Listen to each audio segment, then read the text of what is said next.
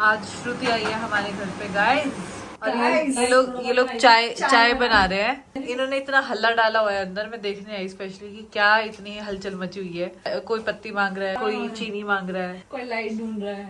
हाँ कोई लाइट ढूंढ रहा है। क्या चाहिए? वो चाहिए फोन चाहिए। ये फोन चाहिए हमें। ये फोन चाहिए। गाइस सॉरी मैं रिकॉर्डिंग नहीं, तुम कहाँ लॉस्ट हो। 9:40 हो चुके हो। 9:40 की मूवी है इन्फिनिटी के यहाँ पे। तो झूठी मैं मक्कार, मैं इसको आशीष को दिखाने लेके जा रही हूँ, लेकिन हम लेट हो चुके हैं। अभी जस्ट हम गाड़ी में और भाग ही रहे हैं। चलो आशु, हर बार कैसा होता है, एवरी टाइम। अभी हम वेट कर रहे हैं, पॉपकॉर्न का इंटरमिशन हो गया है। आशीष से मैं लास्ट में पूछूंगी मूवी कैसी लगी। कैसी लगी तुम्हें मूवी? मैंने तुम्हें बोला था कि मूवी देखो तू झूठी मैं मक्कार। तू झूठी मैं मक्कार। मुझे फिल्म एक्चुअली मुझे शुरू में थोड़ा सा लगा था कि मैंने तुम्हें पहले बोला था कि शुरू में थोड़ी स्लो होगी, पर बाद में पेस बहुत अच्छा है। फर्स्ट हाफ थोड़ा स्लो था, बट ओवरऑल फिल्म बहुत अच्छी है। पता है फिल्म का बेस्ट पार्ट क्या है? एक तो जो यंगस्टर्स है ना, जो यूथ है, जो नए जो यंग जो लड़के लड़के शादी करते हैं, उनकी थॉट क्या रहता है। और इस फिल्म में ना बहुत सही दिखाया है, क्योंकि ऐसा ना मोस्टली मतलब कभी कभी लड़कों को लगता है वो गलत है, कभी लड़कियों को लगता है कि नहीं उनके साथ गलत हो रहा है, लेकिन एक्चुअली में गलत ना कुछ नहीं हो रहा होता, सब कुछ करेक्ट ही हो रहा होता है। बट वो ना सिचुएशन होती है वैसी, जो ना हम क्या होता है, देखो हम ना बहुत ना जिद्दी हो गई है आजकल की जनरेशन, जो यूथ है वो चाहता है कि जैसा वो है ना लोग उसे वैसे ही एक्सेप्ट करें। अभी दूसरे ने 50 साल अपनी लाइफ के जिए हैं तो उसके तरीके से जिए।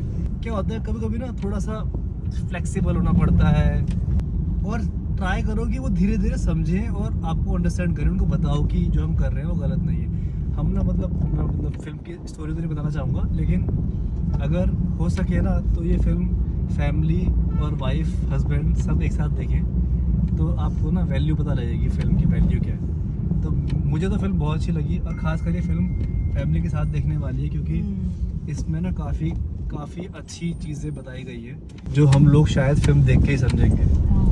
नहीं तो हमेशा क्या होता है ना, लड़कियों का एक अपना पॉइंट ऑफ व्यू होता है, लड़कों का एक अपना पॉइंट ऑफ व्यू। लड़के तो बेचारे फंस ही जाते हैं, लड़के पेश जाते हैं। देखो लड़के तो पेश जाते हैं, क्योंकि उनके लिए दोनों बहुत इंपॉर्टेंट होते हैं, है ना। उनके लिए उनकी वाइफ भी इंपॉर्टेंट होती है, या गर्लफ्रेंड जो होती है, उनकी फैमिली बहुत इंपॉर्टेंट होती है, सब कुछ उनके लिए बराबर इंपॉर्टेंट होता है। तो बीच में ना ऐसे ना बैलेंस करने की कोशिश करते रहते हैं हरदम, बट गालियाँ उनको दोनों तरफ से पड़ती रहती है, ठीक है। तो वो बेचारे कुछ कर भी नहीं सकते, बट वो हाँ हम ये करते रहते हैं। तो लड़कियाँ होती हैं, लड़कियों को अंडरस्टैंड करना चाहिए फैमिली को, और फैमिली को अंडरस्टैंड करना चाहिए लड़की को। तो दोनों के लिए ही बहुत ना इम्पोर्टेंट है कि एक दूसरे को अंडरस्टैंड करें, जिद्दी ना हो, जिद ना करें कि बहू हो तो ऐसी ही हो, हमारी तरफ से चले, ऐसा नहीं होना चाहिए।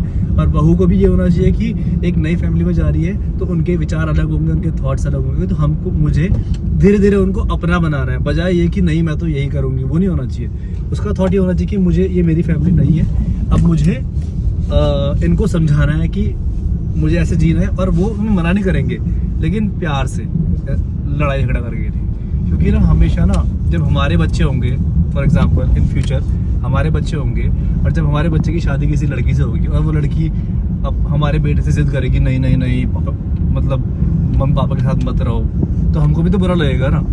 तो हमको वही करना है जो हम एक्सपेक्ट करेंगे अपने बच्चों से, है ना।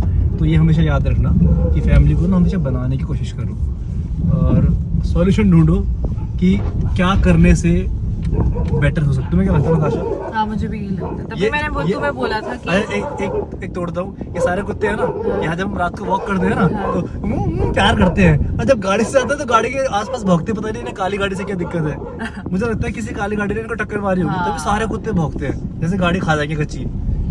तो ये अलग। अरे हमारी अभी तुम बताओ, तुम्हें क्या लगा फिल्म, तुम्हें क्या लगता है?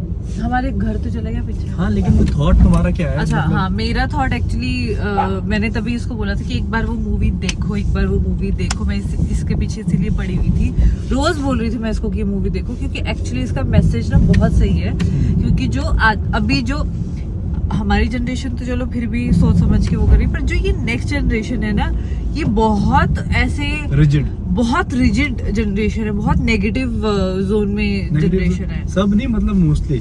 हाँ तुम एक देखो, सबसे ज्यादा इतने ज्यादा नेगेटिव कमेंट्स कहाँ से आ रहे हैं? अभी जब हम कोई वीडियो डालते हैं ना, हाँ देखो अभी जो ना, एक तो पता नहीं क्या ये पॉलिटिक्स ने कर दिया है या न्यूज चैनल ने कर दिया है, अभी कुछ भी ना ऐसी वीडियो होगी, फॉर एग्जांपल मैं हिंदू हूँ हाँ और मैं अगर किसी मस्जिद में जाऊँ हाँ, या तो किसी गाली देने लग जाते हैं। तो बहुत सारी गालियाँ आएंगी। या फिर कोई मुस्लिम मेरा दोस्त है वो मंदिर में जाए तो उस कौम से बहुत सारी गालियाँ आती है, बट मजहब ने तो कभी सिखाया नहीं ना आपस में लड़ना। मजहब तो ये बोलता है कि आपस में प्यार करो।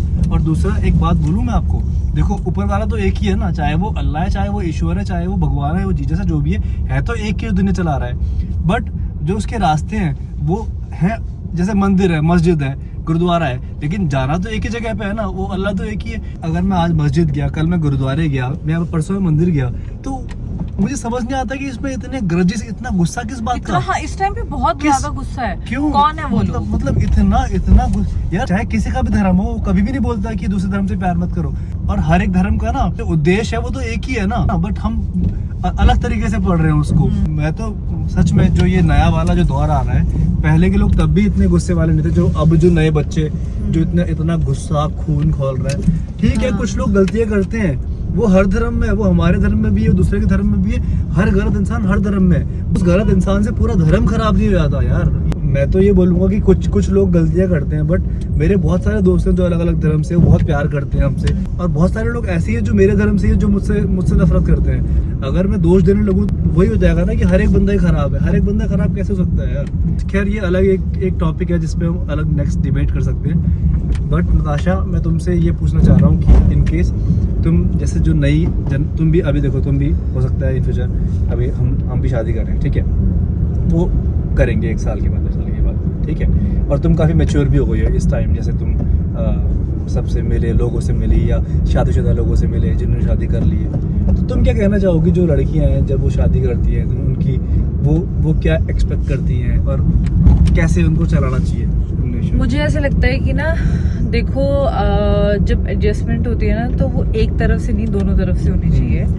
और ऐसा भी नहीं होना चाहिए कि बिल्कुल बहू से एक्सपेक्ट की जाए बहुत सारी चीज़ें, और बहू को भी एक्सपेक्ट नहीं करी जानी चाहिए कि वो, देखो क्या होता है कि सबकी फैमिली अपने हिसाब से चली होती है। मतलब सबके, मेरी फैमिली मेरे हिसाब से चली, इसकी फैमिली इसके हिसाब से चली, किसी और की फैमिली किसी और के हिसाब से। नहीं, मेरे हिसाब से चली नहीं, मतलब कि एक अलग मतलब वो हिसाब से चलना, मतलब हमारा एक अलग जोन है। हाँ। जो हम अलग पले बड़े हैं, तुम अलग पले बड़े हो, हमारे फ्रेंड्स हैं वो अलग पले बड़े हैं, तो हम एकदम से जाके नहीं बोल सकते उनको कि नहीं मैं ऐसी हूँ तो मुझे एक्सेप्ट करो। ऐसे आपको एडजस्ट करना पड़ता है। और ये हमें हमारे एक फ्रेंड ने बहुत अच्छी चीज बोली थी कि ना, कि माँ बाप ना, बेटी तो बेटी, पर वो डॉटर और डॉटर इन लॉ क्यों बोलते हैं? क्योंकि उनको एक बहू चाहिए होती है। बहू और बेटी का फर्क ही वो बोला होता। तो जब आप भी एडजस्ट करते हो तो वो खुशी खुशी एडजस्ट करते हैं, उनको अच्छा लगता है। उनको अच्छा लगता है। पता क्या होता है, मतलब अगर वो आपको खुशी से, आपकी इतनी खुशी से वो शादी करके अपने घर पे लाए, तो ऑब्वियसली वो तुम्हें एक्सेप्ट ही करना चाहते हैं ना। पर आप फिर हर दिन वो नोचने लग जाओगे कि नहीं ऐसा नहीं किया, मेरी सास ऐसी है, मेरा ससुर ऐसा है, मेरा ऐसा है, पर आप भी उनके लिए बुरे हो ना, तो दोनों एक दूसरे के लिए बुरे हो। यही चलता रहेगा फिर, ये इसीलिए ये लूप टूट नहीं रहा है। कभी क्या होता है, जैसे ना जब उनकी एज हो जाती है ना, तो उनको अच्छा लगता है कि हमारी बहू, उनके पोते, उनका बेटा सब साथ में रहे, तो उनको अब देखो, मजा आता है। आपको तो वो लगता है कि अरे हमारे माँ बाप को हमारी भाभी ऐसे अलग करके ले गई, या हमारे भाई को भाभी ने अलग करवा दिया है ना। पर दूसरों के लिए हम बोलते हैं कि उसकी सास बड़ी खराब है, उसका ये बड़ा खराब है, या मतलब हम ना हमेशा एक दूसरे पे करते रहते हैं। हम ये नहीं सोचते कि हम खुद बेटर करें, जिसकी वजह से हमारे जो घर पे आ रहे हैं या आप कहीं पे जा रहे हो वो अच्छे से आ पाए। और एट द एंड जो भी जब कोई तकलीफ होती है ना, तो जो लोग आपको ये सिखा रहे होते हैं ना ऐसा करो, वो कोई भी काम नहीं आता। कोई काम नहीं आता। एट द एंड फैमिली ही काम आती है। एट द एंड आपके सास ससुर माँ बाप वही काम आएंगे। हाँ। जो लोग आपको बोलेंगे ना कि नहीं तुम्हें अलग रहना चाहिए, तुम्हें तो सास के साथ नहीं रहना चाहिए, तुम अलग कर लो, ये वो, जब तुम्हें तकलीफ होगी ना, तुम्हें कोई दिक्कत होगी या तुम्हें कोई जरूरत पड़ेगी हेल्प की, तो एक भी नहीं आएगा सामने, एक भी नहीं आएगा। तब वो मोमेंट पे फैमिली वाले ही होते हैं जो रात को हॉस्पिटल में आपके साथ रहे। कोई चोट लग जाए तो पूरी रात भर आपके साथ रुके रहते हैं, या कोई केस हो जाए तो विटनेस बन के सामने आता है। उनको अपनी लाइफ का डर नहीं होगा, क्योंकि उनको लगता है कि आप उनका पार्ट हो। बट जो दोस्त आपको, जो लोग सिखाते हैं आसपास के, उनमें से एक भी बंदा काम नहीं आता।